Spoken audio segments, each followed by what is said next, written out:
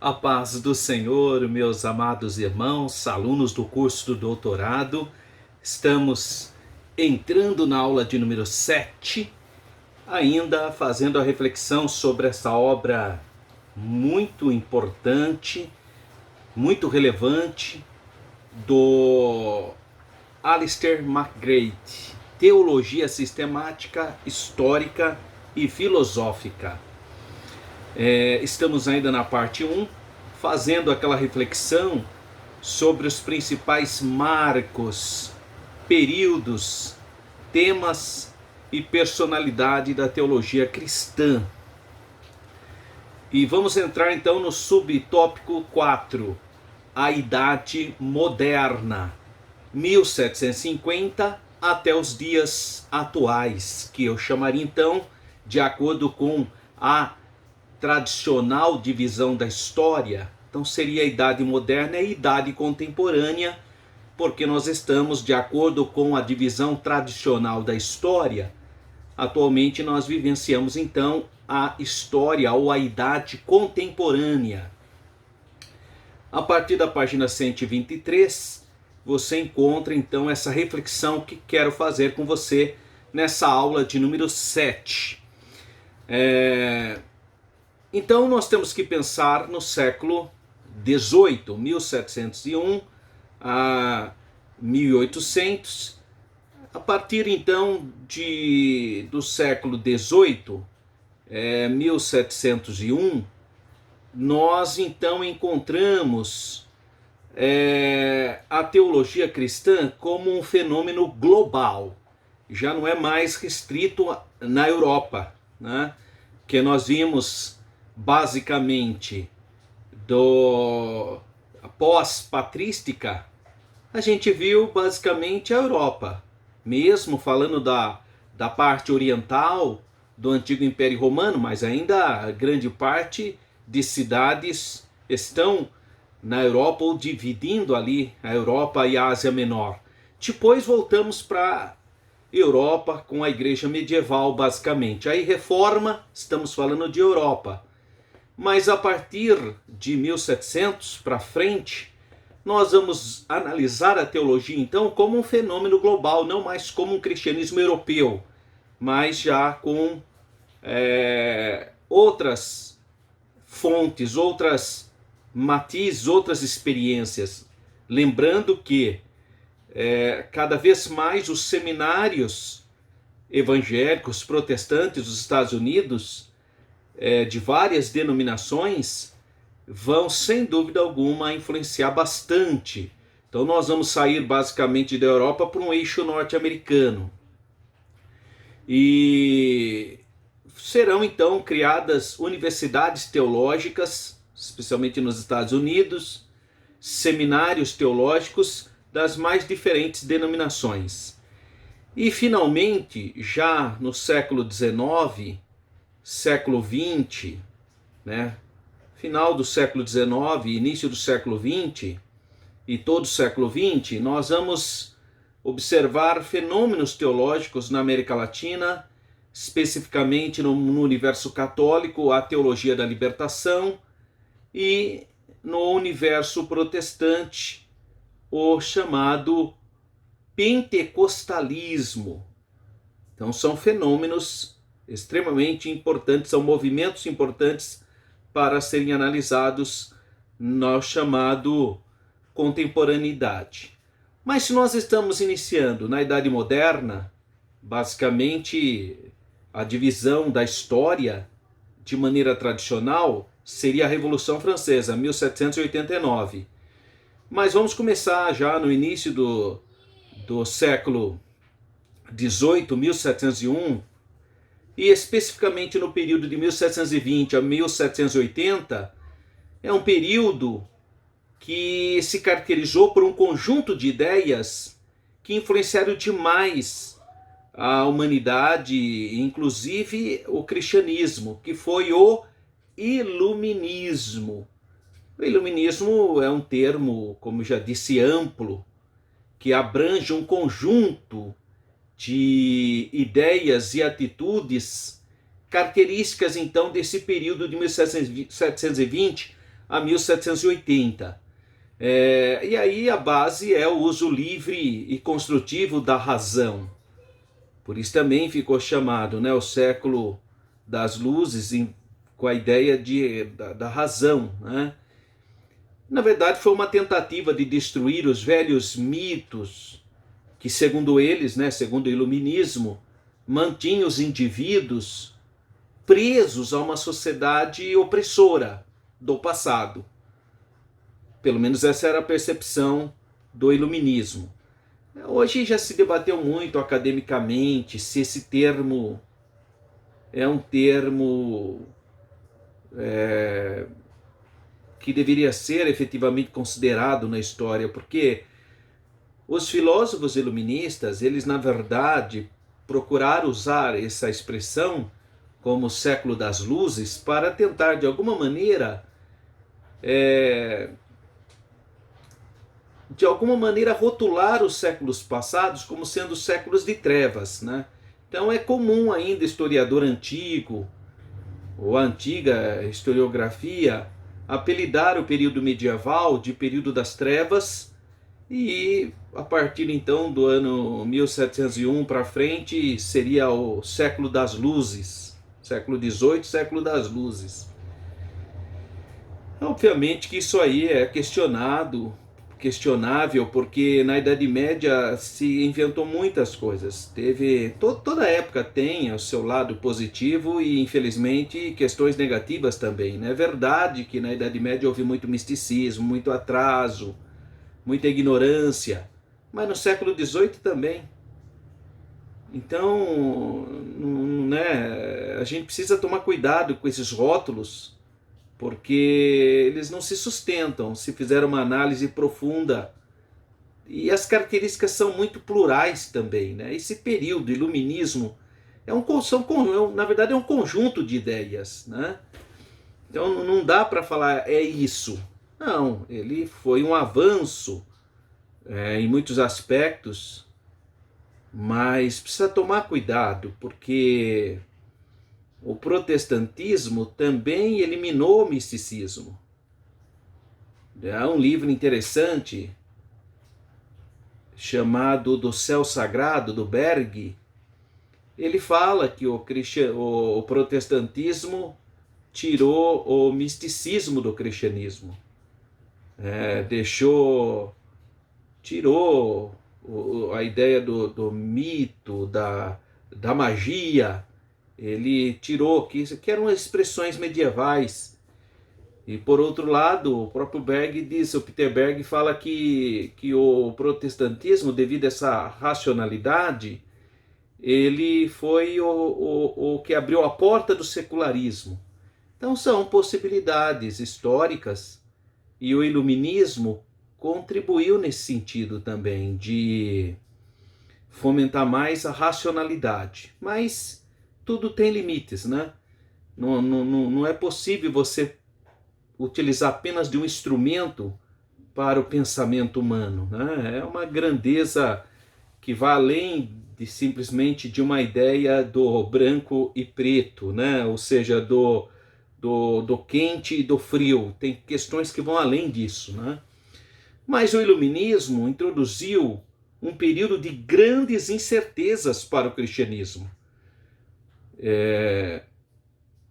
O protestantismo, em partes até menos, mas no caso do catolicismo foi difícil para o catolicismo, principalmente o catolicismo francês, né? Que estava muito ligado à política francesa, sustentando o antigo Estado francês.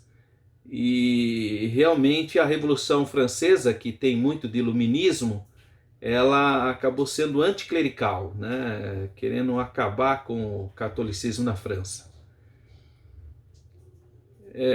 E no caso do protestantismo, ele vai sofrer muito também, mas o protestantismo, diferentemente do catolicismo romano e do catolicismo ortodoxo, o protestantismo estava mais aberto ao iluminismo do que o catolicismo e a igreja ortodoxa, tanto a romana como a ortodoxa. O protestantismo era uma expressão mais aberta a uma ideia crítica racional.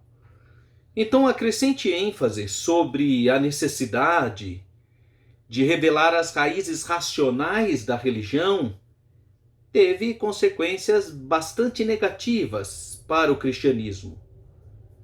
E conforme a gente vai observar pelos acontecimentos futuros, se vai perceber então esse tremendo impacto que o iluminismo trouxe para a fé cristã. Como eu já disse, quando se fala de iluminismo e o cristianismo, parece que a teologia protestante sempre foi mais aberta a novas ideias, porque há sim no protestantismo uma percepção racionalista. Do crer é também pensar, né? Há um livro muito interessante do John Stott, né? Crer é também pensar, é o nome do livro. Já havia no protestantismo, então, essa percepção de um pouco mais de racionalidade, o que faz com que o protestantismo vá combater todo tipo de magia, de superstição, de misticismo. O protestantismo foi muito enfático contra esse misticismo que estava presente no catolicismo. Então, a teologia protestante estava mais aberta ao iluminismo, e diferentemente da teologia católica romana e da teologia católica ortodoxa, que estava mais fechada, né, em relação a novas luzes, novas ideias. Então parece que o protestantismo estava mais aberto, e a gente até consegue entender o motivo, né?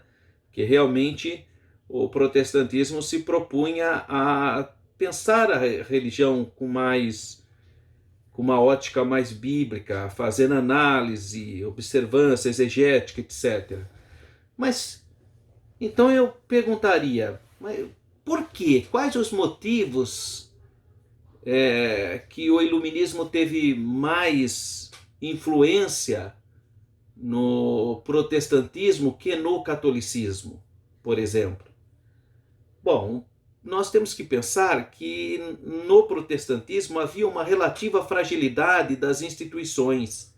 Diferentemente do catolicismo romano, que você tem uma igreja centralizada na figura do Papa, ou mesmo no caso do catolicismo ortodoxo, que está centralizado na figura do patriarca, no mundo protestante você não tem isso. As instituições protestantes são descentralizadas.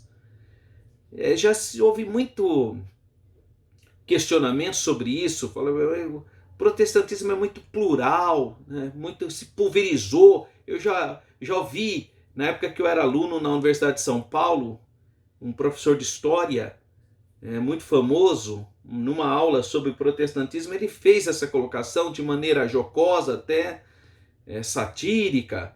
Ele dizia assim, o protestantismo se pulverizou, né, como se fosse assim algo negativo. E, na verdade, essa era a mesma proposta do protestantismo. O protestantismo se propunha, de fato, a interpretação livre das escrituras sagradas. Então, obviamente que pulverizaria. Então, a essência do protestantismo é a pluralidade, é a pulverização mesmo.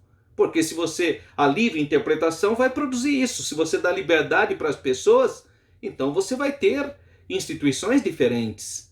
E por isso que o protestantismo é muito mais amigo da democracia nesse sentido, porque incentiva a pluralidade, a pulverização de instituições, do que o catolicismo, por exemplo, que era extremamente centralizado e foi contra a democracia. É que houve todo um processo de mudança ao ponto do catolicismo ter que se adaptar nessas novas temáticas, mas o catolicismo foi radicalmente contra a democracia. O catolicismo do século XIX, por exemplo. Isso já não ocorreu com o protestantismo. O protestantismo estava mais aberto às aspirações democráticas. Esse é também um dos motivos dele então estar muito mais adaptado para as novas realidades humanas. Então a relativa fragilidade das instituições protestantes no sentido da descentralização. Então, se você tem vários líderes, vários pastores, várias denominações, Então, o iluminismo influenciava, às vezes, com demasia em determinado segmento, em determinada denominação, e não em outras. Como acontece hoje ainda, não é? Tem muitas questões hoje que são acolhidas por determinados grupos denominacionais e vira uma repulsa para outros. Então isso ocorreu também com o fenômeno do iluminismo, das novas luzes, das novas ideias. Então esse é um ponto muito importante, né, de motivos por que o iluminismo acaba influenciando profundamente o protestantismo. Porque não é uma fé centralizada, onde havia uma linha só de opinião, como é o caso do Papa, que ele fala aquilo, vale para toda a Igreja Católica. No protestantismo não, você tem os metodistas, os puritanos, os batistas, anabatistas, presbiterianos, não tem uma voz única, né? Então essa fragilidade das instituições no sentido da descentralização é um elemento. Outra questão interessante é a natureza do próprio protestantismo, que eu já falei isso. A natureza, a essência do protestantismo, ao ser inquiridor, ao questionamento crítico, né? O protestantismo tem essa perspectiva de querer saber, né? Então tem que estudar, né? Há um incentivo muito grande no mundo protestante de estudar, né? O estudo é muito importante para o mundo protestante, o conhecimento, o saber. Então essa natureza do protestantismo inquiridor vai dar certo porque o iluminismo é assim, é o uso da razão, né? Então essa é uma outra perspectiva bastante relevante para entender essa influência do iluminismo no protestantismo.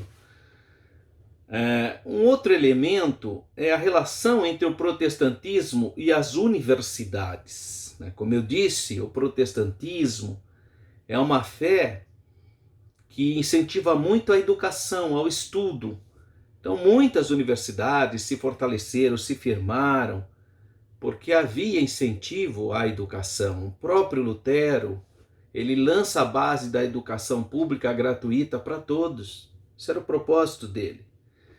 O pastor Comênus, Johannes Comênus, que escreveu a obra-prima até hoje da pedagogia, que é a Didática Magna. Então você vê que no mundo protestante sempre houve um incentivo para universidades.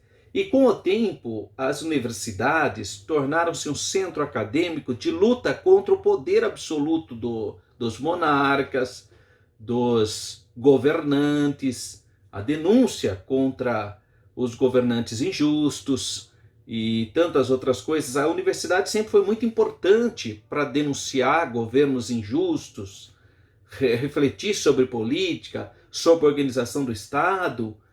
Então, a relação entre o protestantismo e o iluminismo se desenvolveu muito nas universidades, porque o iluminismo vai trazer essas questões de Estado, natureza do homem, sociedade. E onde que se vai discutir isso? Nos centros acadêmicos, que são apoiados pela fé protestante, né? Muitos centros acadêmicos importantes da Europa. E, finalmente, precisamos entender também que em cada local da Europa sofreu um determinado e diversificado impacto do iluminismo. Não há um caso homogêneo, mas sempre heterogêneo. Depende de cada situação, cada questão, cada contexto social, haverá um impacto. Nos locais onde já tinha um governo republicano, né, ou pelo menos uma ideia, mas então o processo do iluminismo ali vai desenvolver de maneira diferente de onde você tem um governo do direito divino dos reis de governarem, por exemplo. Então, iluminismo e protestantismo é uma temática que tem que ser analisada, entendida e ver como houve influência iluminista no protestantismo e até porque o protestantismo estava aberto a novas inquirições. E a crítica iluminista em relação à teologia cristã, é interessante isso, porque o iluminismo ele vai utilizar da razão e nessa perspectiva ele vai criar um problema para o cristianismo. Mas por quê? Porque as crenças cristãs são racionais? Essa é a pergunta então que o iluminismo vai trazer, porque é o uso da razão. Então a pergunta é essa: as crenças cristãs, as doutrinas cristãs são racionais? Se a resposta for sim, então você vai cair numa segunda situação. Se são racionais, então elas poderiam derivar da própria razão, não havendo então necessidade de invocar o conceito de revelação divina. Então tá vendo como que é uma armadilha? Então se você falar que não, as doutrinas cristãs são racionais, né? Não são irracionais, são racionais. Mas aí você cairia numa armadilha, porque, bom, vocês são racionais, então elas podem derivar da própria razão humana. E aí não precisaria nem da revelação da divindade, do conceito de revelação divina. E aí você cai num terceiro elemento, que foi isso que aconteceu. O iluminismo traz esse mal no mundo protestante. Nós já vimos os filósofos pensando nessa perspectiva da racionalidade, influenciado pelo iluminismo, que é a capacidade racional de avaliar a revelação. Então veja, a capacidade da razão de avaliar a revelação, que poderia então eliminar qualquer elemento irracional da revelação ou elemento supersticioso.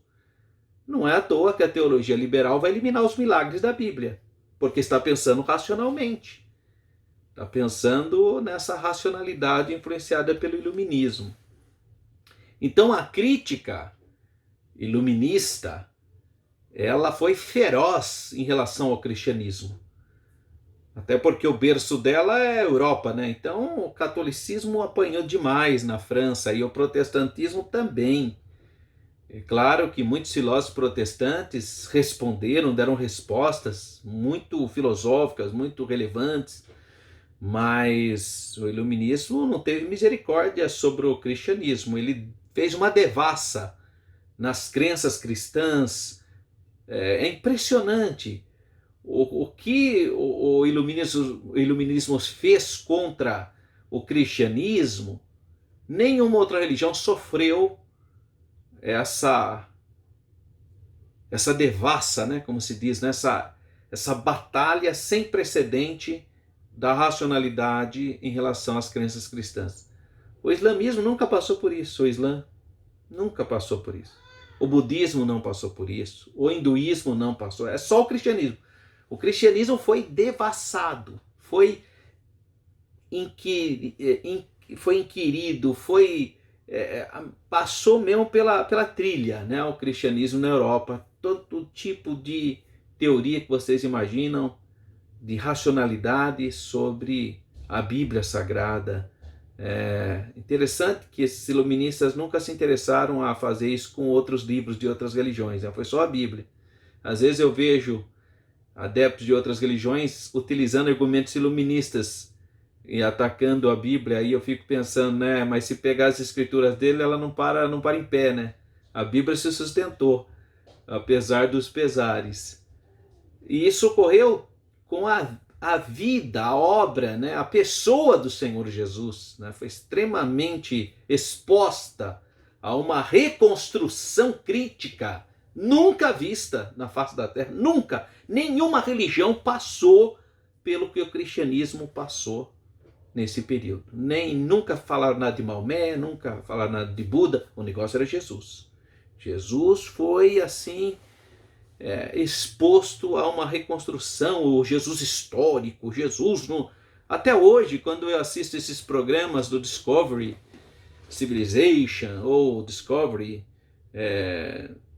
a gente vê essa ideia ali presente de querer buscar o Jesus histórico, né? A verdadeira Bíblia, a igreja oculta, sabe essas coisas? E o que faz rir, porque eu sou da área de história, é que normalmente eles pegam descobertas gnósticas como se fosse uma grande coisa, né? Como se eles tivessem descoberto né, impressionante. Eles pegam coisas que a gente já sabe, que qualquer estudante mediano na história da igreja já ouviu falar sobre gnosticismo, os muitos gnosticismos, aí descobre uma coisa lá na caverna no Egito, ou vai abalar abalar o cristianismo. São expressões marginais, não tem nada a ver, né? E eles constroem aquela, né, o Jesus histórico, né, e inventam cada coisa, esses livros de romances e tanta coisa. Então, na verdade, é uma herança, né, do século XVIII, né, que fez de tudo para desconstruir o cristianismo, as doutrinas, utilizando métodos da racionalidade e que não chegaram a lugar nenhum, né? Apesar de tudo, qualquer outra religião que passasse sobre os mesmos elementos que foram utilizados contra o cristianismo não sobreviveria. É que o cristianismo é realmente uma religião revelada, né? Bom, a reação do mundo protestante a essa racionalidade exacerbada que criou teólogos cheios de eu, né, da vaidade, do raciocínio, que glorificava apenas a razão, a mente humana, achando que muita coisa na Bíblia, eles chegaram à conclusão que podiam tirar coisas da Bíblia, achando que aquilo lá não tinha nada a ver, era misticismo, então utilizando a razão, né? Mas no mundo protestante houve uma reação, que é o pietismo. O pietismo é uma reação, porque o pietismo é o experiencialismo, o sentimento, né? Experiencialismo metodista, o metodismo tanto na Inglaterra como nos Estados Unidos, né? O pietismo, ele teve um forte vínculo entre a fé cristã e a experiência, tornando assim o cristianismo uma religião tanto do coração como também da razão, né, da mente. Então é interessante essa resposta apenas à razão, né? Porque eles queriam governar as coisas tudo pela razão. Não, falou, não tem a emoção, você não pode desprezar a emoção. O pietismo vai trabalhar o sentimento, né? Por isso que a gente fala do experiencialismo, mas é uma resposta a esse mundo racional.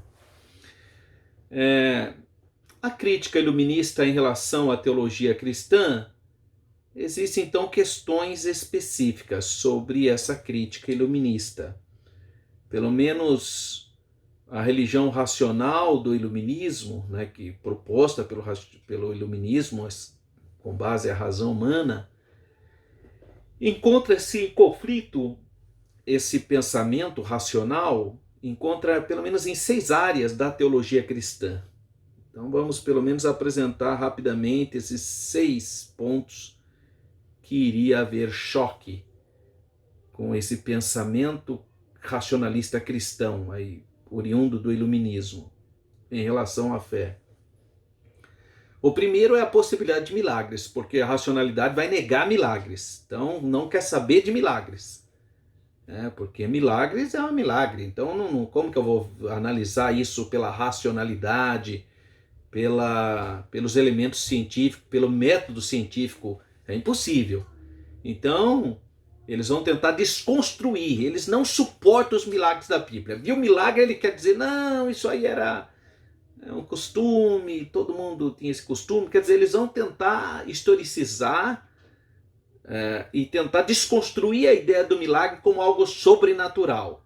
Então não, o milagre vai ser desconstruído, em algum caso vai falar, não, isso aqui não tá, isso aqui entrou, mas não, vamos racionalizar e vão tentar desconstruir o milagre. Então, para a igreja cristã racionalista, a herdeira desses elementos iluministas, há um problema em relação aos milagres, porque os milagres bíblicos, né? Jesus fez milagres, Jesus curou, ressuscitou e fez multiplicação de pães, tudo isso é um problema para a racionalidade humana. Para eles que estavam fazendo a leitura da Bíblia com a razão, é a teologia liberal, né? Os teólogos liberais também têm dificuldade de trabalhar a questão do milagre, do sobrenatural. O segundo problema dessa percepção racionalista é o conceito de revelação, porque não precisa, né? Se essa fé é uma fé racional, então não há necessidade da revelação divina. O próprio homem vai ter condições da sua razão perceber as doutrinas. Então seria uma construção teológica da própria razão humana. Porque a religião cristã seria uma religião racional. Então logo não há necessidade de revelação.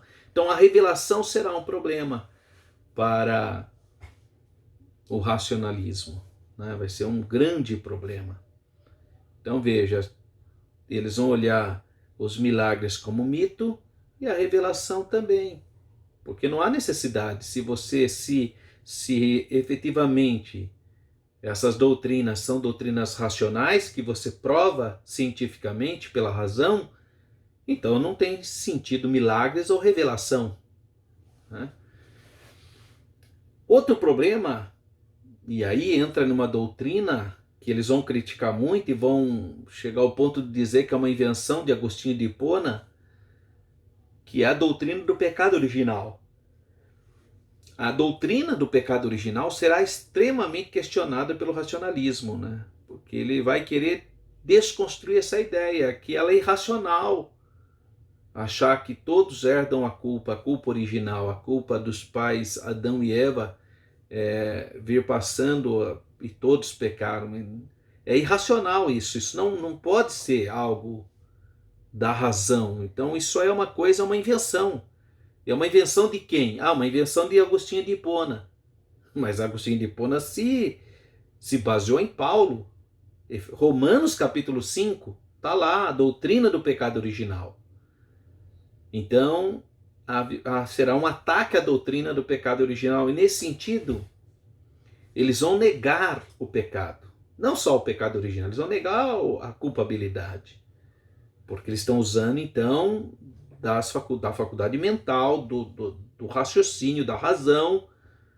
E aí eles vão ter um problema. Essa doutrina é uma doutrina que é irracional, não pode estar, não deve ser cristianismo. E aí vão dizer que essa é uma doutrina inventada por Santo Agostinho, por Agostinho de Hipona. Eles vão dizer isso.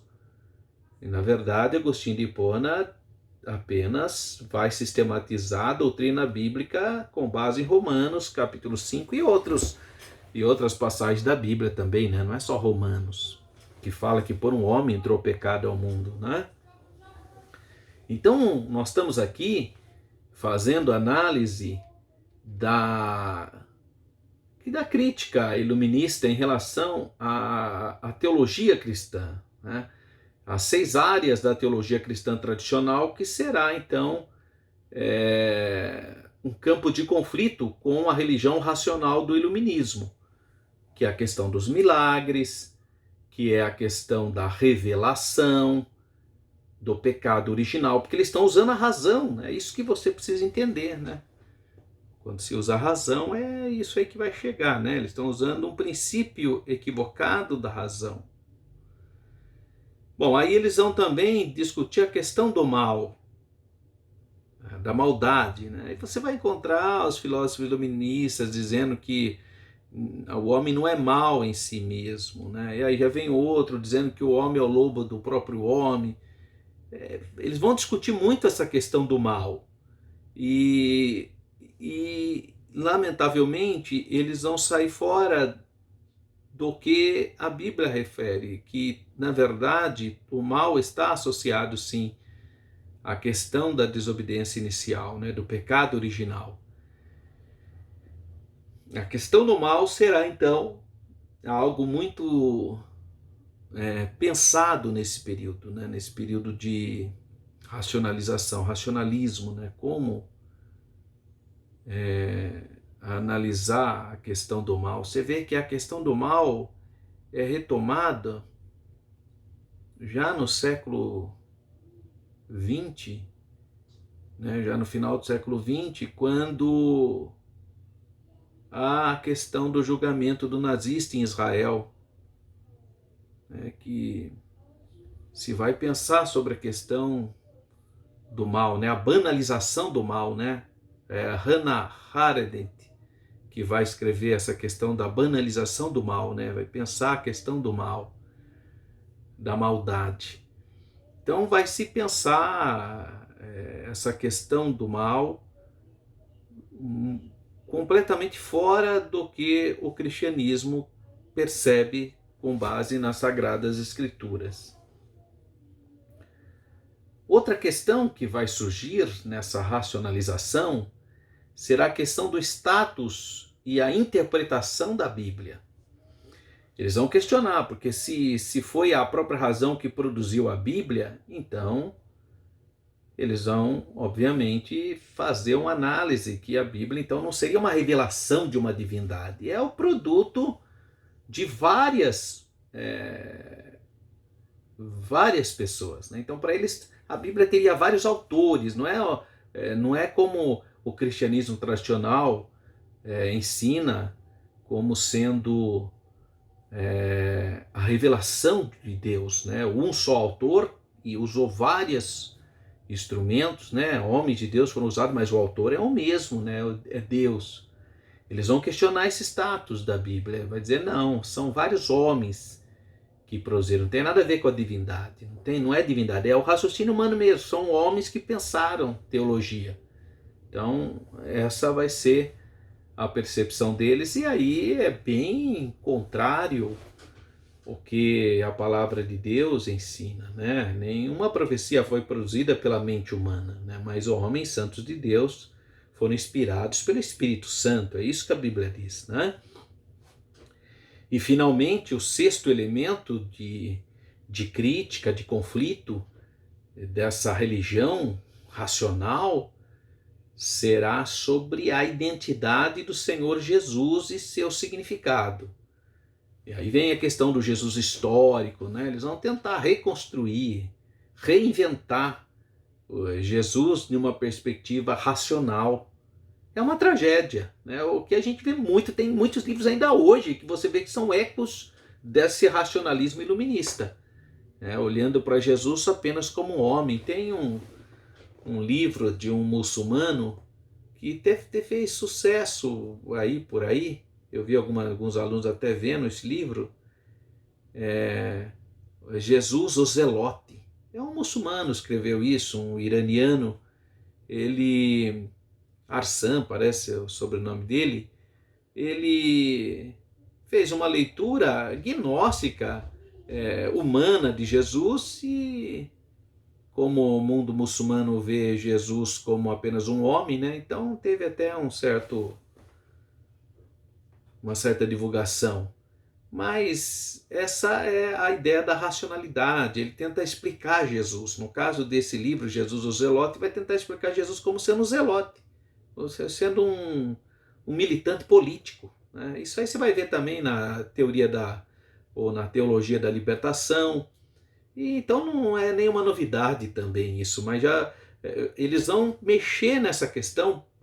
Por isso que eu falei que em nenhuma outra religião, nenhum outro líder de religião foi tão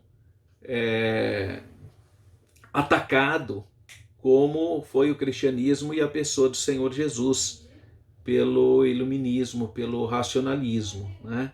Então esses 6 elementos, ou seja, a questão dos milagres, da revelação, do pecado original, a questão do mal, o status e a interpretação da Bíblia e a identidade do Senhor Jesus e o seu significado, serão pontos conflitantes entre o cristianismo tradicional e, obviamente, o cristianismo, o racionalismo. Então esses são pontos interessantes que a gente precisaria ter rapidamente, né? A gente não tem tempo para um aprofundamento, mas para vocês estarem entendendo que a cada século apareciam questões que deviam ser analisadas. Grande abraço, fique na paz do Senhor.